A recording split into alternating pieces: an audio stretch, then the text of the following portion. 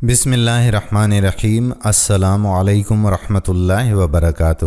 ناظرین، قصے کہانیاں ابتدا ہی سے انسان کے لیے دلچسپی کا باعث رہے ہیں۔ اگر کہانی حقیقی اور تاریخ ساز ہو تو اس میں سے انسان کو بہت کچھ سیکھنے کو ملتا ہے۔ یہ کہانی ہے حق اور باطل کی۔ یہ داستان ہے ایک ایسی ملکہ کی جو شاندار تمدن کے وارثوں میں سے تھی۔ یہ قصہ ہے ایک ایسے بادشاہ کا جس سے چرند پرند اور جنات باتیں کرتے تھے اور وہ ان کا حکم مانتے تھے۔ ایک ایسی عورت کی داستان جو شاہانہ وقار کی مالک، طاقتور اور مغرور تھی، جس کا سامنا ایک حکمت والے اور زبردست بادشاہ سے ہوا، اور یوں دو الگ الگ کہانیاں ایک ہو گئیں۔ کون زبردست تھا اور کون زیر دست تھا؟ اگر آپ جاننا چاہتے ہیں کہ ملکہ بلقیس کون تھی اور اس کا تخت کیسا تھا جب اس کا سامنا حضرت سلیمان علیہ السلام سے ہوا، تو ان کے بعد کہانی میں کیا موڑ آیا، اس سب کے بارے میں تفصیل سے جاننے کے لیے ہمارے ساتھ رہیے، اور آپ سے گزارش ہے کہ ویڈیو کو آخر تک ضرور دیکھیے گا، اس ویڈیو کو اسکپ مت کیجیے گا۔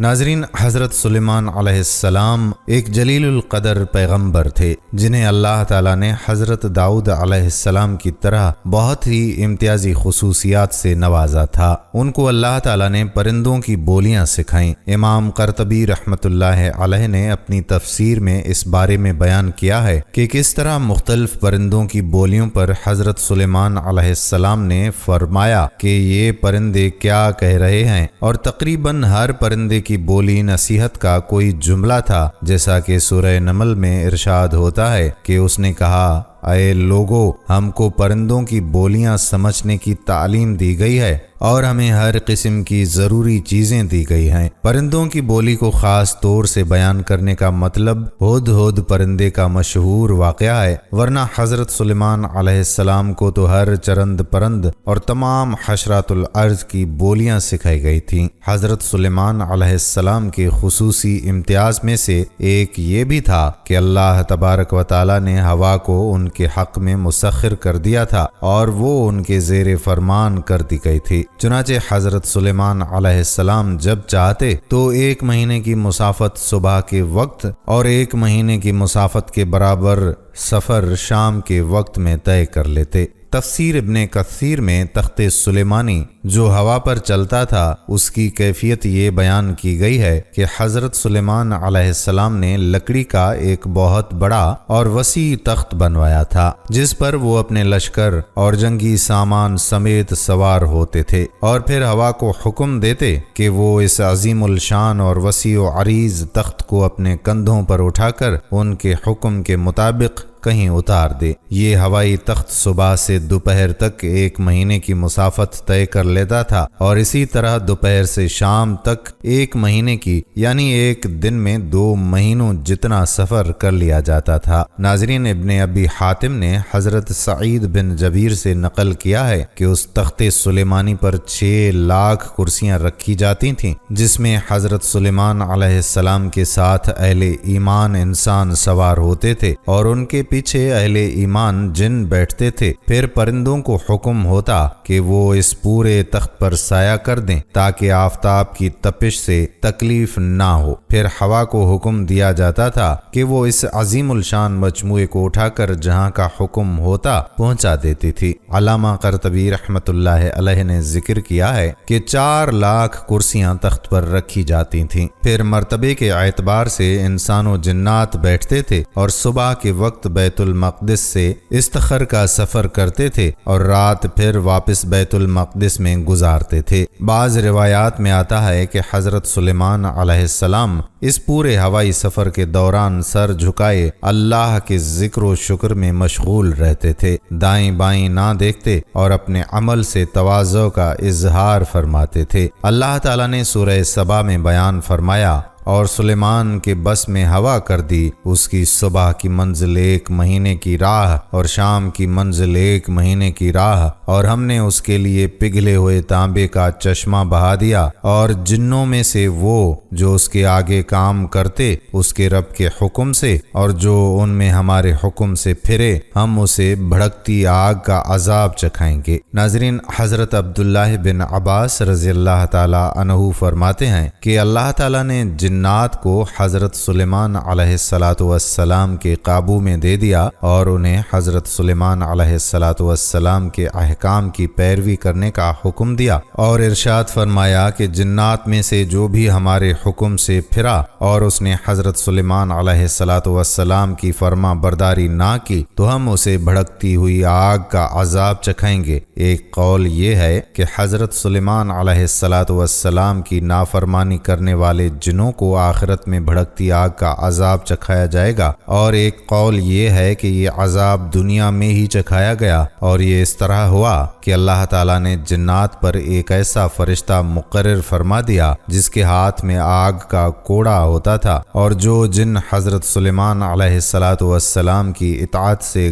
روگردانی کرتا تو وہ فرشتہ آگ کے کوڑے سے اس جن کو ایسی ضرب مارتا کہ وہ اسے جلا کر رکھ دیتی۔ ناظرین، حضرت سلیمان علیہ السلام کے سامنے ان کی بادشاہت کے زمانے میں ان کے گھوڑے پیش کیے گئے۔ یہ بہت تیز رفتار تھے جو 3 ٹانگوں پر کھڑے رہتے تھے اور ایک پیر یوں ہی سا زمین پر ٹکتا تھا۔ ایک قول یہ بھی ہے کہ یہ پردار گھوڑے تھے، تعداد میں 20 تھے۔ ابراہیم تمیمی نے گھوڑوں کی تعداد 20,000 بتلائی ہے۔ کہتے ہیں کہ یہ گھوڑے نہایت تیز رفتار تھے، ان پر بیٹھ کر یوں لگتا کہ جیسے ہوا میں تیر رہے ہوں۔ یوں ہی ان کا معائنہ کرتے دیکھتے ان کی عصر کی نماز قضا ہو گئی۔ جب اس کے روبرو شام کے وقت اصیل گھوڑے پیش کیے گئے جو تیز رفتار تھے تو حضرت سلیمان علیہ السلام نے کہا کہ میرے رب کے ذکر سے مال کی محبت میں لگ کر میں غافل ہو گیا ہوں، یہاں تک کہ سورج پردے میں چھپ گیا،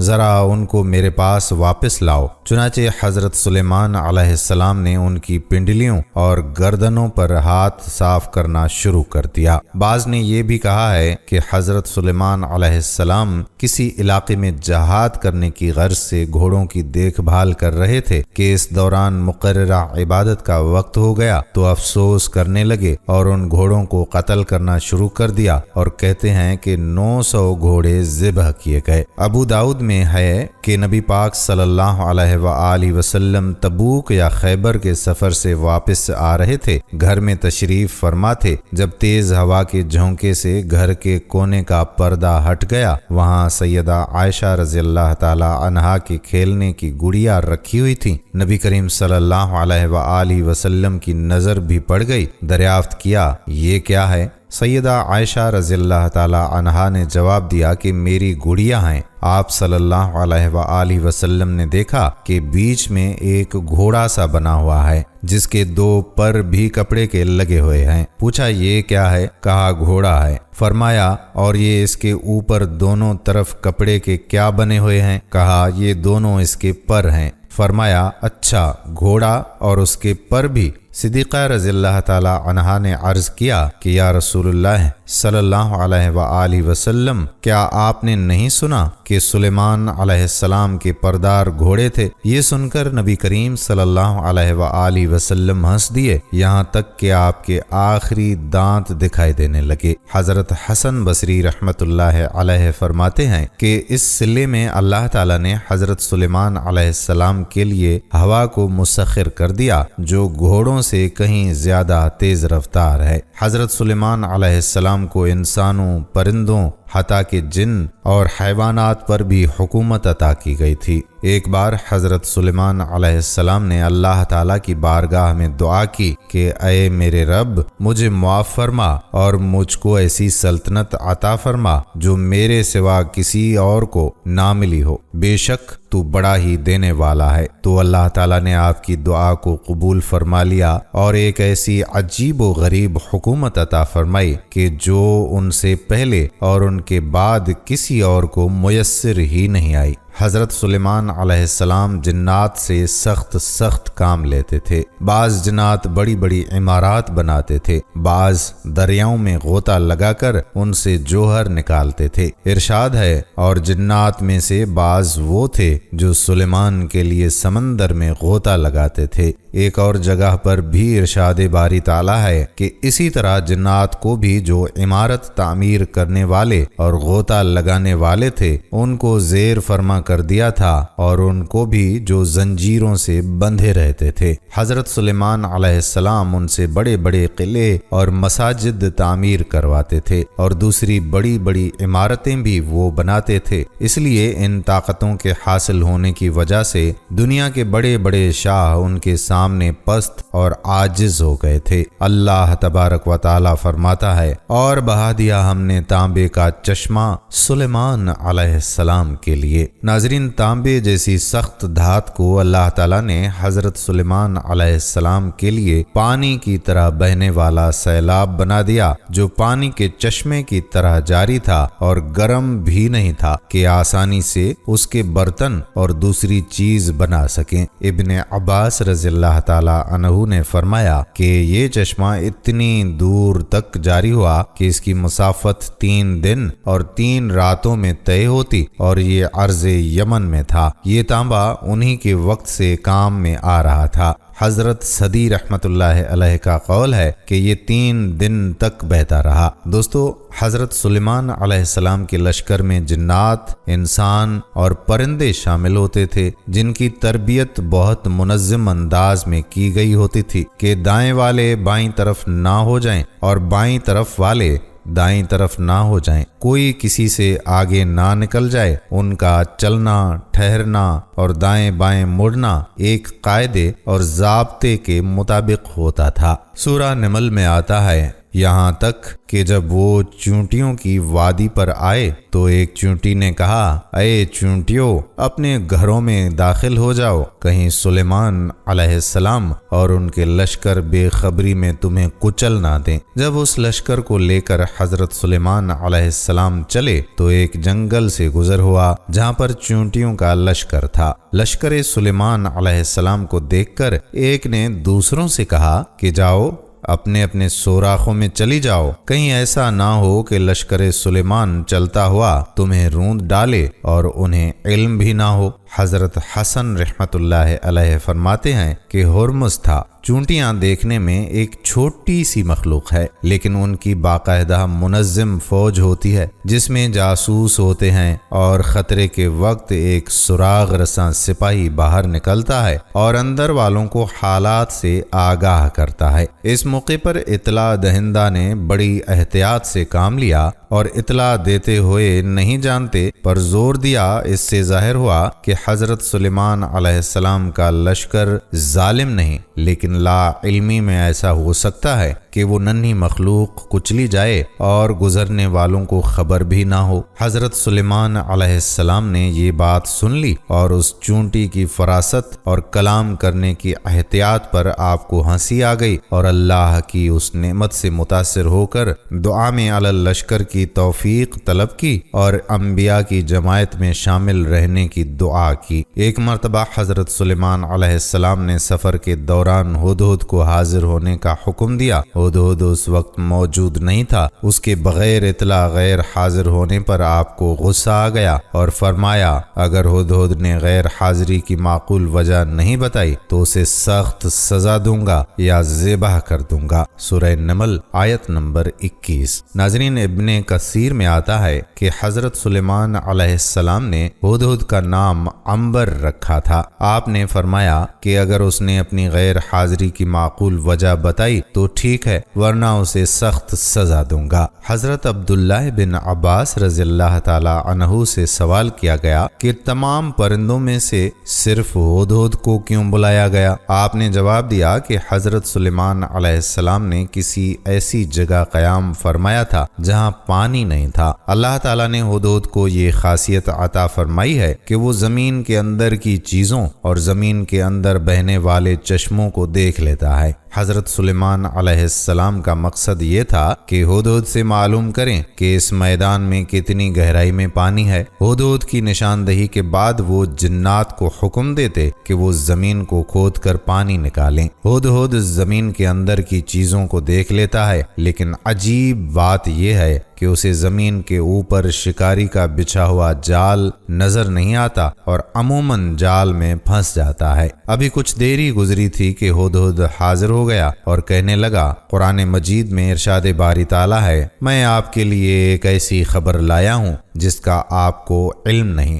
میں آپ کے پاس ملک یمن سے ایک سچی خبر لایا ہوں۔ میں نے دیکھا کہ ایک عورت وہاں کے لوگوں پر بادشاہت کر رہی ہے اور اسے وہاں ہر قسم کی چیز میسر ہے۔ اس کے وزیر اور مشیر 312 شخص ہیں اور ان میں سے ہر ایک کے پاس 12,000 کی جماعت ہے۔ اس کی زمین کا نام مارب ہے جو صنعاء سے 3 میل کے فاصلے پر ہے۔ اس کا تخت شاندار قسم کا ہے جس پر وہ برجمان ہوتی ہے۔ تخت سونے سے منڈھا ہوا ہے اور اس پر قیمتی لال و جواہر لگے ہوئے ہیں۔ یہ 80 ہاتھ اونچا اور 40 ہاتھ چوڑا ہے اور 600 عورتیں ہر وقت اس کی خدمت میں مصروف رہتی ہیں۔ اس کا دیوان خاص جس میں یہ تخت ہے بہت بڑا محل ہے جو بہت بلند و بالا اور بہت ہی کشادہ ہے۔ اس کے مشرقی حصے میں 360 طاق ہیں اور اتنے ہی مغربی حصے میں بھی موجود ہیں، اور اس کی تعمیر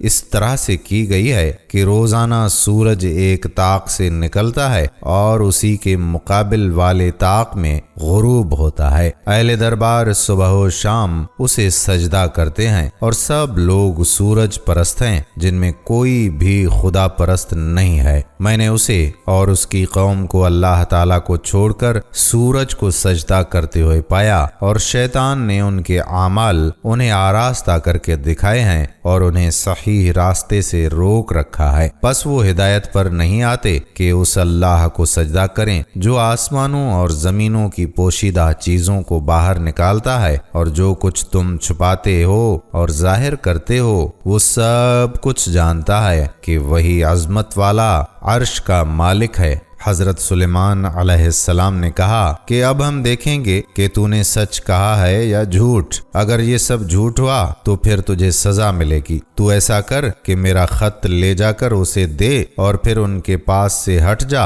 اور دیکھ کہ وہ کیا جواب دیتے ہیں۔ ناظرین، ملکہ بلقیس کی ماں جنات میں سے تھی۔ ملکہ سبا کا نام تاریخی کتب میں بلقیس بنت شراحیل بتایا گیا ہے کہ ملکہ بلقیس کے باپ دادا ملک یمن کے بادشاہ تھے۔ روایات کے مطابق ملکہ بلقیس کی ماں جنات میں سے تھیں۔ ان کے باپ نے ایک جن عورت سے شادی کی تھی جس کا نام بلعمہ بنت شیعان تھا۔ اس کے بطن سے بلقیس پیدا ہوئی۔ اللہ تعالیٰ نے ملکہ بلقیس کو وسیع مملکت، شان و شوکت، مال و دولت، ہیرے جواہرات کے علاوہ خوب حسن و جمال بھی عطا فرمایا تھا۔ ان کی قوم سورج کی پرستش کرتی تھی۔ بعض نے لکھا ہے کہ وہ مجوسی تھے جو آگ سمیت ہر روشنی کی پرستش کرتے ہیں۔ دوستو، ہدہد اس خط کو لے کر ملکہ بلقیس کے محل میں گیا اور وہ اس وقت خلوت خانے میں تھیں۔ اس نے طاق میں سے وہ خط اس کے سامنے رکھ دیا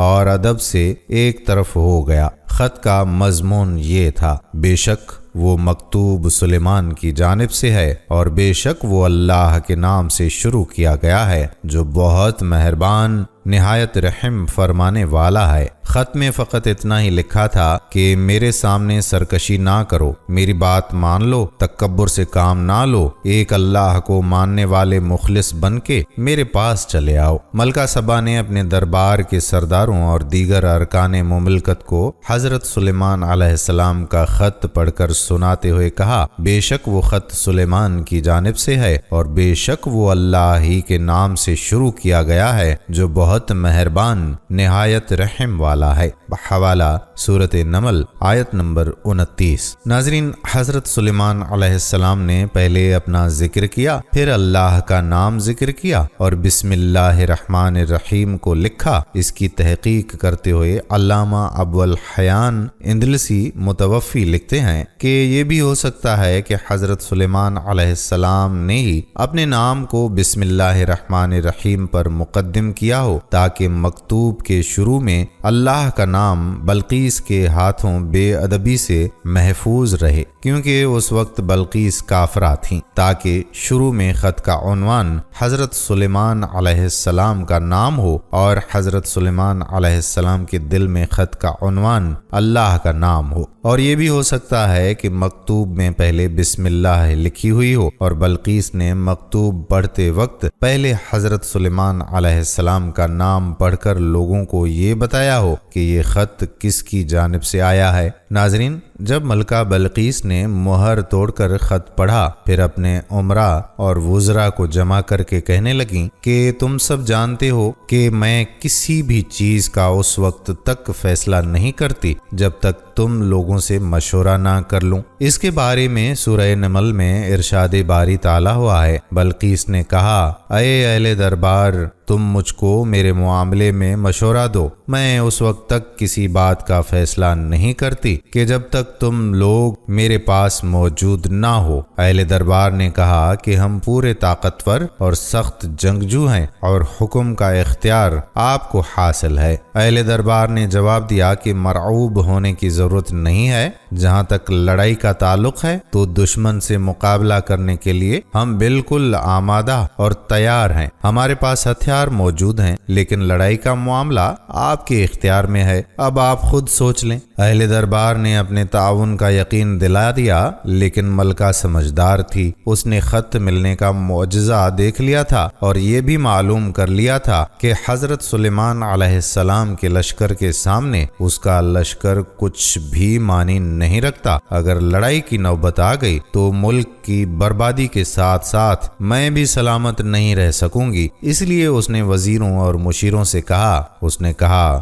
کہ بادشاہ جب کسی بستی میں فاتحانہ داخل ہوتے ہیں تو وہاں کے عزت دار باشندوں کو ذلیل کر دیا کرتے ہیں، اور یہ لوگ بھی ایسا ہی کریں گے۔ ملکہ عقل مند تھیں، اس نے کہا کہ اس وقت لڑنا اور اعلان جنگ کرنا مناسب نہیں، کیونکہ اگر فریق مخالف کو غلبہ اور فتح حاصل ہو گئی تو وہ ہمارے ملک میں تباہی مچا دیں گے، عزت دار لوگوں کو ذلیل کریں گے اور ان سے حقارت آمیز سلوک کریں گے۔ میں ان لوگوں کو کچھ تحفے تحائف بھیج کر معاملہ رفع دفع کرنے کی کوشش کرتی ہوں، اس طرح ان کا ذوق بھی معلوم ہو جائے گا اور ممکن ہے کہ سر پر آئی ہوئی مصیبت بھی ٹل جائے۔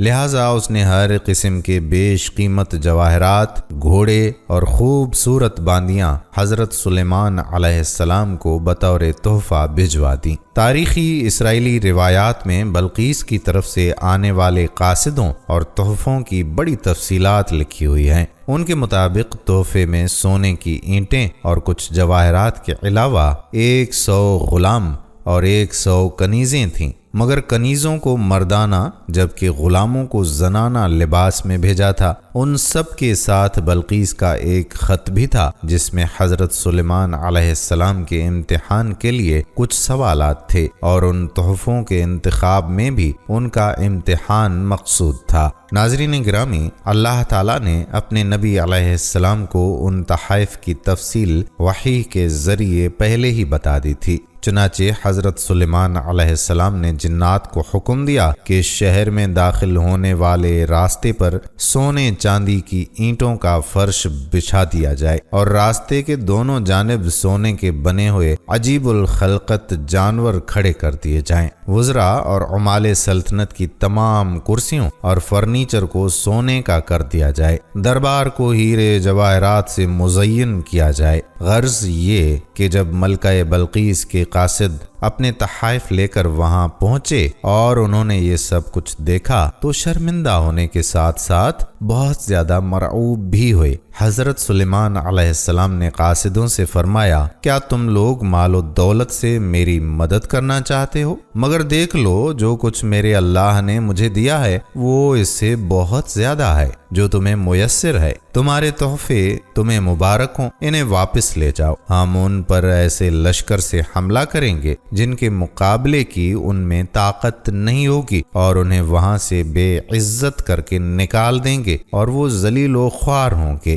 حضرت سلیمان علیہ السلام نے ملکہ کے تمام سوالوں کے جواب دے دیے اور قاصدوں کو کہا کہ ہم نے تو اس لیے پیغام بھیجا تھا کہ وہ مشرکانہ افعال چھوڑ کر اسلام قبول کر لیں، لیکن اگر وہ مال کا لالچ دے کر دین حق سے بچنا چاہتی ہیں تو تم واپس جاؤ اور انہیں اطلاع دے دو کہ اب جو بات ہوگی وہ میدان جنگ میں ہوگی۔ ہر چیز ان کو واپس لے جا کر دے دو اور کہہ دو کہ جنگ کے لیے تیار رہیں۔ یہ بھی یاد رکھنا کہ میں وہ لشکر لے کر چڑھائی کروں گا کہ وہ سامنے آ ہی نہیں سکیں گے۔ تمام قاصد اپنے ملک واپس پہنچے اور حضرت سلیمان علیہ السلام کے سخت ترین پیغام کے علاوہ دربار سلیمانی کا آنکھوں دیکھا حال ملکہ کے گوش گزار کر دیا۔ ملکہ بلقیس ایک سمجھدار، دانا اور جہان دیدہ عورت تھی۔ فوراً سمجھ گئی کہ یہ کوئی عام بادشاہ نہیں بلکہ واقعی اللہ رب العزت کے نبی ہیں، لہٰذا اپنے ملک کو جنگ و جدل سے بچانے کے لیے اس نے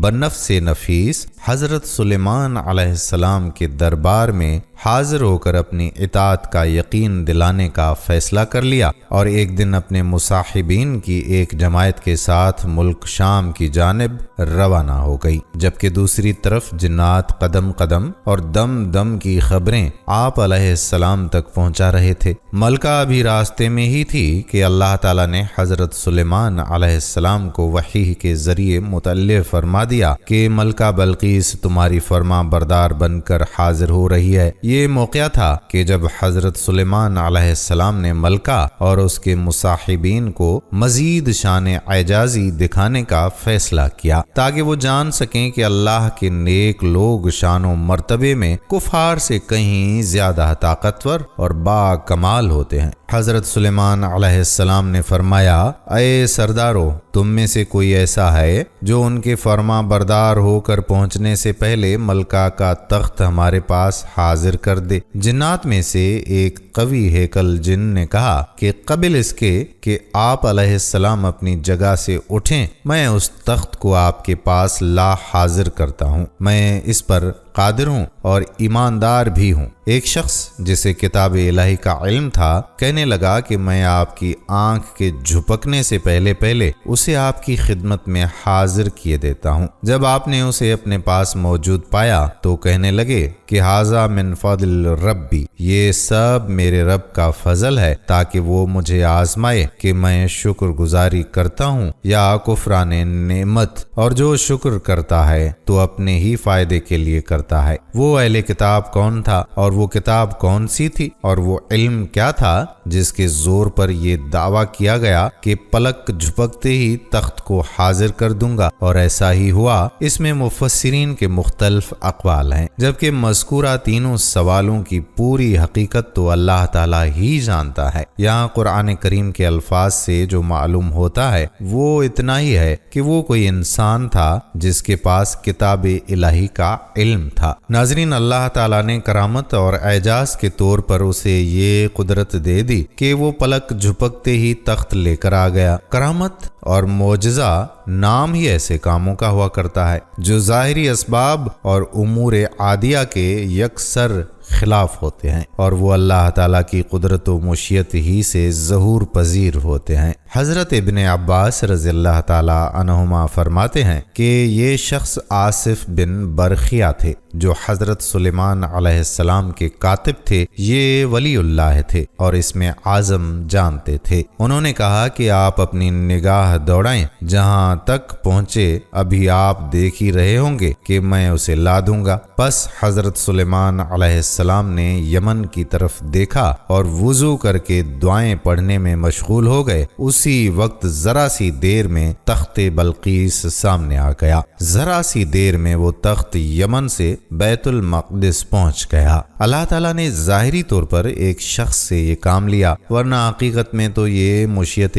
الہی ہی کی کار فرمائی ہے کہ چشم زدن میں جو چاہے کر سکتا ہے، اور حضرت سلیمان علیہ السلام بھی اس حقیقت سے پوری طرح آگاہ تھے۔ یہی وجہ تھی کہ جب انہوں نے تخت کو اپنے سامنے پایا تو اسے فضل ربی سے تعبیر کیا۔ مولانا مفتی محمد شفیع تحریر فرماتے ہیں کہ ملکہ بلقیس کے تمام اموال و دولت میں سے تخت شاہی کا انتخاب شاید اس لیے کیا گیا کہ وہ اس کی سب سے زیادہ محفوظ چیز تھی، جسے 7 محلات شاہی کے وسط میں ایک محفوظ محل کے اندر مقفل کر کے رکھا گیا تھا کہ اس کے اپنے آدمیوں کا بھی وہاں سے گزر نہ تھا۔ اس کا دروازہ یا قفل توڑے بغیر منتقل ہو جانا اور اتنی مسافت بعید پر پہنچ جانا حق تعالی شانہ ہی کی قدرت کاملہ سے ممکن ہے۔ قوم سبا کا مذہب آتش پرستی اور سورج پرستی تھا، اور وہ اس فلسفے کے قائل تھے کہ کائنات کے ہر خیر و شر کی قدرت کوکب کے ہاتھ میں ہے اور آفتاب سب سے بڑا ہے، لہٰذا اس کی عبادت کی جانی چاہیے۔ اس لیے حضرت سلیمان علیہ السلام ملکہ کو بتانا چاہتے تھے کہ کائنات کی ہر چھوٹی بڑی چیز پر صرف حقیقی خدا کی قدرت ہے۔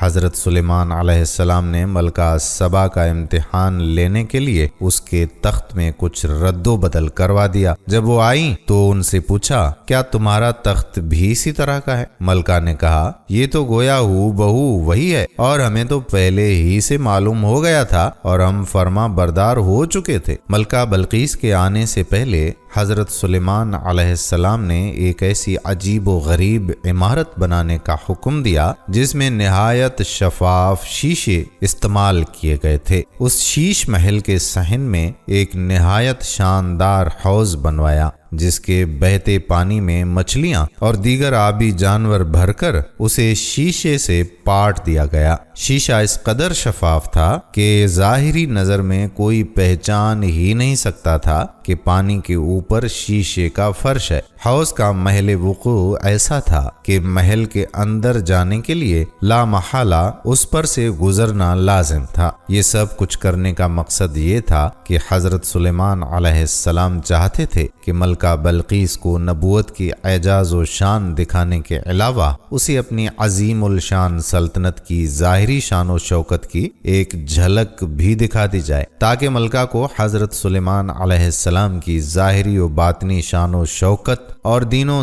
دنوی جاہ و جلال کا اندازہ بھی ہو جائے۔ نیز اللہ تعالیٰ نے اپنے نبی حضرت سلیمان علیہ السلام کو تاریخ انسانیت میں جو ممتاز مقام عطا فرمایا وہ قوم سبا کی ملکہ عالیہ اور مملکت یمن کی فرمانروا اور ان کے مصاحبین اپنی آنکھوں سے مشاہدہ کر لیں۔ استقبالیہ تقریب کے اختتام پر حضرت سلیمان علیہ السلام نے ملکہ بلقیس کو محل کے اس مخصوص حصے کی جانب چلنے کی دعوت دی جو جنات کے ذریعے خصوصی طور پر ملکہ کے لیے تعمیر کروایا گیا تھا۔ ملکہ حضرت سلیمان علیہ السلام کے محل کے طلسم میں کھوئی ہوئی تھی کہ حضرت سلیمان علیہ السلام نے اس کی اندرونی کیفیت کا اندازہ کرتے ہوئے اسے ایک بار پھر محل کے اندرونی حصے میں چلنے کی دعوت دی۔ ملکہ بلقیس دنیا کی عظیم ترین بادشاہت کی حسین ترین ملکہ تھی۔ اس کے وہم و گمان میں بھی نہیں تھا کہ اس دنیا میں کوئی اور ہستی اس سے بھی زیادہ جاہ و جلال کی مالک ہو سکتی ہے۔ ملکہ حیرتوں کے سمندر میں ڈوبی اپنی نشست سے اٹھی۔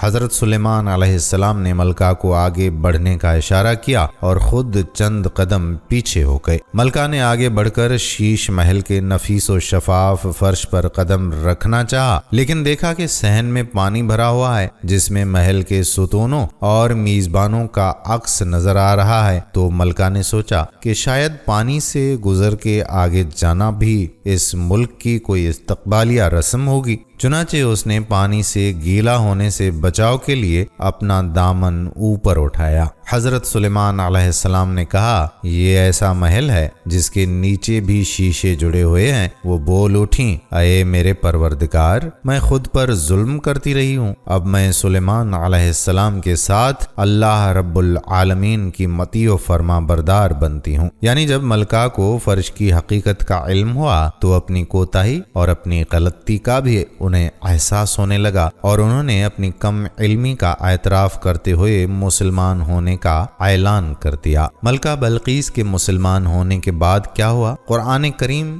یا کسی مستند حدیث مبارکہ میں اس کی تفصیل نہیں ملتی۔ جب حضرت عبداللہ بن عینہ سے پوچھا کہ کیا حضرت سلیمان علیہ السلام نے بلقیس کے ساتھ نکاح کر لیا تھا، تو انہوں نے فرمایا کہ قرآن نے اس معاملے میں جتنا بیان کر دیا ہے وہ کافی ہے، ہمیں بھی اس کے بعد کی تفتیش میں پڑھنے کی کوئی ضرورت نہیں ہے۔ ابن عساکر نے حضرت عکرمہ رضی اللہ تعالی عنہ سے روایت کیا ہے کہ اس کے بعد ملکہ بلقیس حضرت سلیمان علیہ السلام کے نکاح میں آ گئی تھیں، انہیں ان کے ملک میں برقرار رکھ کر یمن واپس بھیج دیا گیا۔ حضرت سلیمان علیہ السلام ہر مہینے وہاں تشریف لے جاتے اور 3 روز قیام فرماتے تھے۔ حضرت سلیمان علیہ السلام نے ان کے لیے ملک یمن میں 3 عمدہ محلات ایسے تعمیر کروا دیے تھے جن کی مثال و نظیر ملتی ہی نہیں۔ دوستو، شیخ عبد الرحمن بن سلام کے مطابق حضرت سلیمان علیہ السلام نے جب دیکھا کہ اللہ تعالیٰ نے ان کے لیے دنیا کو وسیع کر دیا ہے اور دنیا کی طاقت ان کے ہاتھ میں ہو گئی ہے، تو کہنے لگے، اے میرے معبود، اگر آپ مجھے اجازت دیں کہ میں آپ کی تمام مخلوقات کو پورے سال کھلاؤں تو بہتر ہوتا۔ اللہ تعالیٰ نے ان کے پاس وحی بھیجی کہ تو اس پر ہرگز قدرت نہیں رکھتا، لیکن ایک دن کی ضیافت کی اللہ تعالیٰ نے اجازت دے دی۔ اجازت ملنے کے بعد حضرت سلیمان علیہ السلام نے تمام جنات اور انسانوں کو یہ حکم دیا کہ وہ تمام کے تمام ان چیزوں کو جو زمین پر حلال ہیں، یعنی گائے، بیل، بکریاں، دمبے وغیرہ، اور ان تمام چیزوں کو جو جنس حیوان میں سے ہیں، یعنی پرندے وغیرہ، ان کو جمع کریں۔ چنانچہ جنوں انس نے ان تمام کو جمع کر لیا اور بڑی بڑی دیگیں تیار کی گئیں، اور پھر ان تمام جانوروں کو ذبح کر کے ان کو پکایا گیا۔ حضرت سلیمان علیہ السلام نے ہوا کو حکم دیا کہ کھانے پر چلے تاکہ خراب نہ ہو، پھر کھانوں کو جنگل میں پھیلا دیا گیا۔ اس کھانے کی دعوت کی لمبائی 1 مہینے کی مسافت کے برابر تھی اور اس کی چوڑائی بھی اتنی ہی تھی۔ پھر اللہ تعالیٰ سے حضرت سلیمان علیہ السلام نے دعا فرمائی تو اللہ رب العزت نے وحی نازل فرمائی، اے سلیمان، تو مخلوقات میں سے کس سے دعوت شروع کرے گا؟ حضرت سلیمان علیہ السلام نے فرمایا کہ یا رب، میں سمندر کے جانوروں سے شروع کروں گا۔ اللہ تعالیٰ نے بحر محیط کی ایک مچھلی کو حکم دیا کہ وہ حضرت سلیمان علیہ السلام کی ضیافت میں سے کھائے۔ چنانچہ وہ مچھلی آ گئی اور حضرت سلیمان علیہ السلام سے کہنے لگی کہ میں نے سنا ہے کہ تو نے ضیافت کا دروازہ کھول دیا ہے اور آج میری ضیافت تو کرے گا۔ حضرت سلیمان علیہ السلام نے فرمایا، ہاں ایسا ہی ہے، اور کھانا شروع کر۔ چنانچہ وہ مچھلی آگے بڑھی اور دسترخوان کے شروع سے کھانے لگی۔ مچھلی نے اس قدر کھایا کہ کچھ ہی دیر میں جتنا بھی کھانا تھا سب کچھ اکیلے کھا گئی۔ سب کھا کر مچھلی نے حضرت سلیمان علیہ السلام کو آواز لگا کر کہا، اے سلیمان، مجھے اور کھانا کھلاؤ۔ حضرت سلیمان علیہ السلام نے حیرانگی سے فرمایا کہ تو سب کچھ کھا گئی ہے، اب بھی تیرا پیٹ نہیں بھرا؟ یہ جواب سن کر مچھلی بولی، کیا مہمان کے لیے میزبان کا ایسا جواب ہوتا ہے؟ اے سلیمان علیہ السلام، آپ خوب جان لیں کہ میرے لیے جتنا آپ نے پکایا اتنا کھانا میرا اللہ مجھے دن میں 3 مرتبہ دیتا ہے، جبکہ تو آج میرے کھانے میں کمی کی وجہ بن گیا ہے اور تو نے میرے کھانے میں کمی کر دی۔ بس یہ سننا تھا کہ اسی وقت، اسی لمحے حضرت سلیمان علیہ السلام اللہ رب العزت کے سامنے سجدہ ریز ہو گئے، کہنے لگے، پاک ہے وہ ذات جو مخلوقات کی روزیوں کے ساتھ کفالت کرنے والی ہے کہ جہاں سے مخلوق جانتی بھی نہیں کہ آتا کہاں سے ہے۔ ناظرین، قرآن کریم فرقان حمید میں ملکہ سبا کے علاوہ بھی بہت سی عورتوں کا ذکر آیا ہے، جس سے قرآن میں عورت کی اہمیت کا اندازہ ہوتا ہے۔ عورت عربی زبان کا لفظ ہے جو عورہ سے نکلا ہے، جس کا معنی ڈھانپی ہوئی اور ڈھکی ہوئی چیز ہے۔ ناظرین، دین اسلام ہی وہ واحد دین ہے جس میں عورت کو ایک خاص مقام حاصل ہے۔ ارشاد ہے، اے لوگو، اپنے اس رب سے ڈرو جس نے تم کو ایک جان سے پیدا کیا اور اسی کی جنس سے اس کا جوڑا پیدا کیا اور دونوں سے بہت سارے مرد اور عورتیں پھیلا دیں۔ قرآن جو ہدایت انسانی کے لیے نازل کردہ کتاب ہے، اس میں بہت سی عورتوں کا ذکر ہے جو عورت کے وجود خاص پر دلالت ہے۔ قرآن میں عورت کے ذکر کی اہمیت۔ ناظرین، ارشاد باری تعالیٰ ہے، تو ان کے پروردگار نے ان کی دعا قبول کر لی اور فرمایا کہ میں کسی عمل کو مرد ہو یا عورت ضائع نہیں کرتا، تم ایک دوسرے کی جنس ہو۔ مزید فرمان خداوندی ہے، اور جس چیز میں خدا نے تم میں سے بعض کو بعض پر فضیلت دی ہے اس کی ہوس مت کرو۔ مردوں کو ان کاموں کا ثواب ہے جو انہوں نے کیے، اور خدا سے اس کا فضل اور کرم مانگتے رہو، کچھ شک نہیں کہ خدا ہر چیز سے واقف ہے۔ قرآن کی نظر میں عورت کی اہمیت سورہ بقرہ 29ویں آیت سے سمجھ میں آتی ہے کہ عورت ایک نعمت کے طور پر دنیا میں آئی ہے، اور انہیں شریعت کا مکلف اس لیے بنایا ہے تاکہ ہماری نعمت کمال درجے کی ہو جائے۔ ناظرین، قرآن میں مذکور خواتین کی تعداد 24 ہے اور کردار صرف 6 ہیں۔ 1 ماں، 2 بہن، 3 بیوی، 4 بیٹی، 6 ملکہ اور 6 مالکن وغیرہ۔ ایک آدم کی زوجہ حضرت حوا کا ذکر ملتا ہے۔ دونوں نے کہا، اے ہمارے رب، ہم نے اپنا بڑا نقصان کیا، اور اگر تو ہماری مغفرت نہ کرے گا اور ہم پر رحم نہ کرے گا تو واقعی ہم نقصان پانے والوں میں سے ہو جائیں گے۔ حضرت حوا کے وجود سے انسان کی برابری کا سبق ملتا ہے، گویا مرد اور عورت برابر ہیں، مگر افسوس آج بھی عورت کو پاؤں کی جوتی سمجھا جاتا ہے، اور کچھ مقامات پر اس دور جدید میں بھی جانوروں سے بھی بدتر سلوک روا رکھا جاتا ہے۔ ان کے ذکر خاص سے معلوم ہوتا ہے کہ عورت برابری طور پر انسان ہے، اور پچھتاوا اور ایک امید کا فلسفہ پنہا ہے کہ جو بھی غلطی کرے رب سے اچھی امید رکھتے ہیں، اللہ ان کی سن لیتا ہے، لہٰذا ضرورت ہے کہ بے راہ روی سے نکل کر راہ راست کی طرف متوجہ ہوں اور رب سے بخشش کے طلبگار ہوں، بعد ندامت احساس کے ساتھ پچھتاتے ہیں۔ حضرت مریم علیہ السلام کا ذکر قرآن پاک میں نام کے ساتھ آیا ہے، بلکہ پوری سورت کا نام ہی مریم رکھا گیا ہے۔ یہ عورت کے لیے اعزاز کی بات ہے۔ یہ ایک پاکیزہ کردار عورت تھی، اور جب فرشتوں نے کہا، اے مریم، اللہ نے تجھے برگزیدہ کر لیا اور تجھے پاک کر دیا اور سارے جہاں کی عورتوں میں سے تیرا انتخاب کر لیا، یہ بچپن ہی سے اللہ سے تعلق خاص رکھتی تھیں۔ جب بڑی ہوئیں تو اللہ نے انہیں حضرت عیسیٰ کی ماں بنایا۔ ام موسیٰ نے حضرت موسیٰ کو خطرناک دور میں جنم دیا جب مردوں کو شیرخوارگی میں ہی دفن کرنے کا حکم دے رکھا تھا۔ حضرت موسیٰ علیہ السلام کی ماں کی طرف بھی وحی کی گئی اور ہدایت دی گئی کہ اللہ کے منصوبوں پر ایمان رکھو اور ان کو دریا میں بہا دو۔ ارشاد باری تعالیٰ ہوا، ہم نے موسیٰ کی ماں کو وحی کی کہ اسے دودھ پلاتی رہے، اور جب کوئی اس کی نسبت کوئی خوف معلوم ہو تو اسے دریا میں بہا دینا، اور ڈر، خوف یا رنج نہ کرنا، ہم یقیناً تیری طرف لوٹانے والے ہیں اور اسے اپنے پیغمبروں میں بنانے والے ہیں۔ یہ سبا کی ملکہ تھیں، اس کو بلقیس کا نام دیا گیا۔ عرب کے لوگ اس کو اسی لقب سے یاد کرتے ہیں۔ قرآن میں اس کو ایک عقل مند اور طاقتور عورت کے طور پر دکھایا گیا ہے۔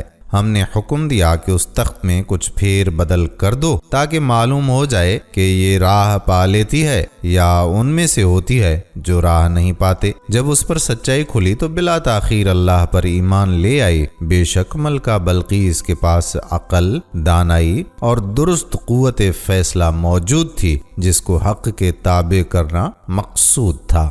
ناظرین، آج کی عورت بھی حسن، عقل، ظاہری اسباب دنیا سے لیس ہے۔ ضرورت اس امر کی ہے کہ اپنی تمام تر خواہشات، اپنی صلاحیتوں، ظاہری و باطنی صلاحیتوں کو حق کے تابع کر دیا جائے، اور یہی عقل مندی جو انسان کا خاصہ ہے اس کا ثبوت ہے، ورنہ یہ حسن اور عقل اور ظاہری اسباب کسی کام کے نہیں۔ اتنی مدبر اور قابل حکمران ہونے کے باوجود تب تک اہمیت کی حامل نہ ہوئی جب تک اللہ اور اس کے رسول پر ایمان نہ لائی۔ آج کی عورت بھی اللہ کی نظر میں تبھی معتبر ہے جب تک وہ دین اسلام کو دل و جان سے اپنا کر اپنا رہنما بنائے گی۔ مذکورہ عورتوں کا ذکر قرآن کا کھلا پیغام ہے۔ اگر ہم روحانی ترقی چاہتے ہیں تو صرف نیک لوگوں کی صحبت ضروری نہیں، بلکہ اللہ کو پہچاننے والی آنکھ درکار ہے۔ حق کی روشنی دل میں تبھی اترتی ہے جب اس کو جذب کرنے والا دل، دیکھنے والی آنکھ ہو۔ عقل سلیم کا یہی تقاضا ہے۔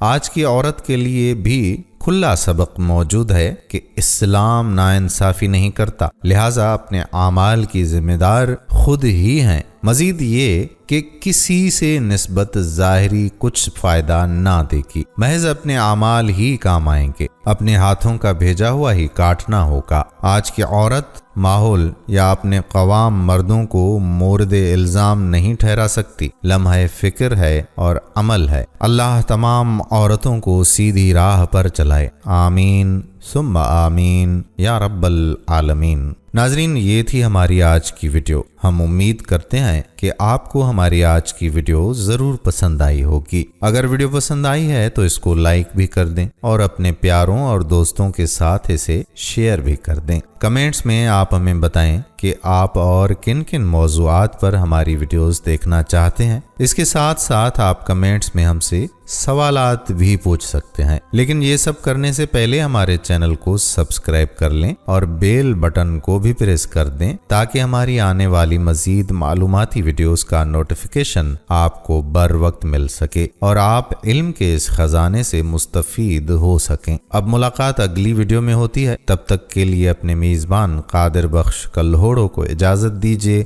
خدا پاک آپ کا ہمارا حامی و ناصر ہو۔ فی امان اللہ۔